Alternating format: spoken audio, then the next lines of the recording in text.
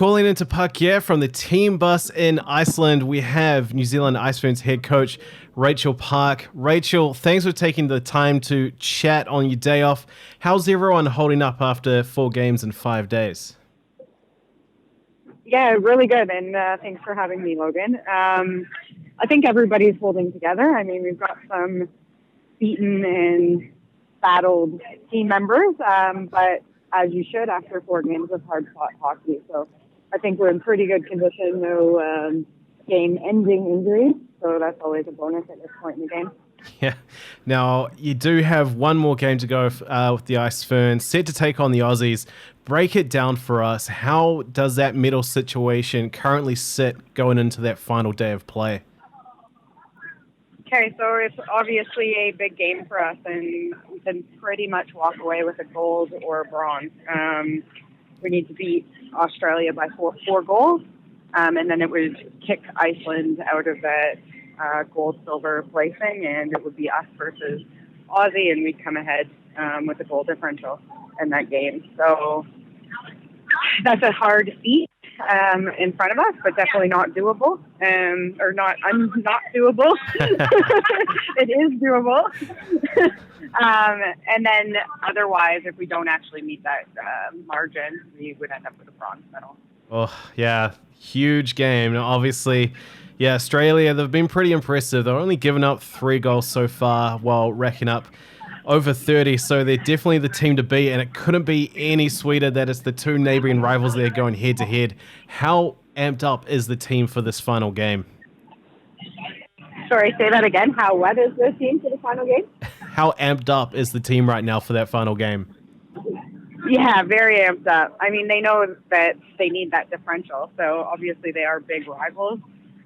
The other team in the competition, obviously being our big rival, was Iceland, and unfortunately that didn't go in our way. So I'm hoping that adds a bit of fuel to the fire, and we just come out really, really hard.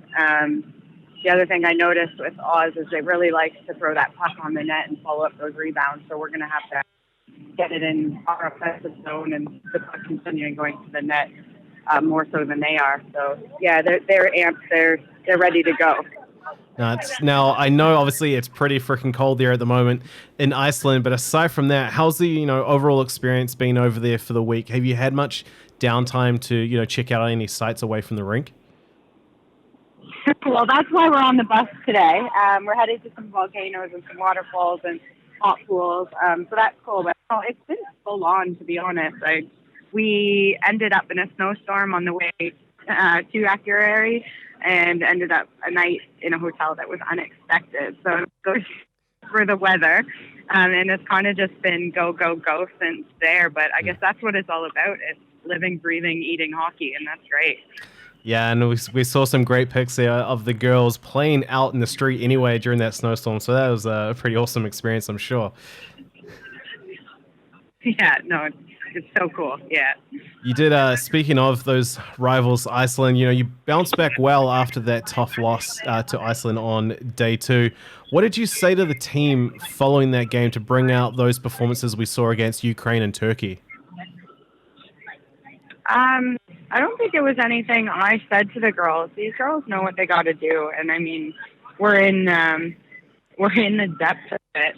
It's a 5-game tournament. So you know that a single loss can really make your podium placing reality or not.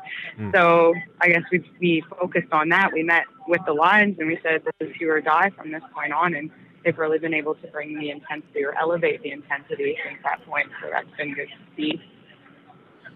Now, while I've got you here, I wanted to talk to you about some of the players you've got on this year's squad. First up being Janna Cavall, who's kind of in the last couple of games has really come into her own. Now, people that follow Inline, they're quite aware of the skill that she brings to the team, but being this being her first year or first tour of duty with the Ice Fernz, how do you think Janna's taken to this level of international ice hockey? Yeah, she's definitely come into her own. I mean, the scoreboard speaks for itself, or the statistics speak for itself.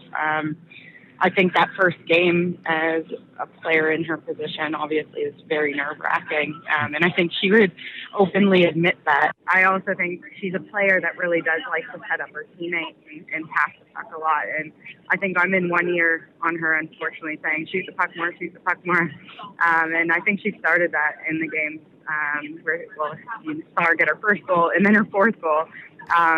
So yeah, I think as long as she's putting that puck on net, she's got a killer shot that kind of comes out of nowhere, and she can really find the back of it. So that's really good to see. I'm really excited for her. Yeah, and one question mark, we had with the Ice Fernz coming into these World Champs, we knew about, Jasmine Horna injuring her ACL towards the end of training camp back in Auckland. That's obviously not really stopping her from having an impact on the ice from what we've seen. What happened to make that possible? Wow. So yeah, that's a really, I guess it's a really special occurrence because we were in camp in Iceland. I mean, obviously everybody is gutted the minute one of our players go down. Now, we were able to sneak her in for an MRI, get the confirmation that it was a fully torn ACL. Then source a brace that can basically act as her ACL and bring her on tour. And I mean, that was 24 hours of a lot of uncertainty. But she's here, and like you said, it hasn't stopped her and it hasn't slowed her down. Her hands are still there, her speed is still there, and she's definitely dominating on the ice. Great. Yeah, one more standout that there's been a few in this tournament so far, but I think one star back home has to be Daniele Australia and her awesome retro goalie pads. She's come up, numerous times with big saves this week. How has she been handling that responsibility of, being New Zealand's starting goaltender?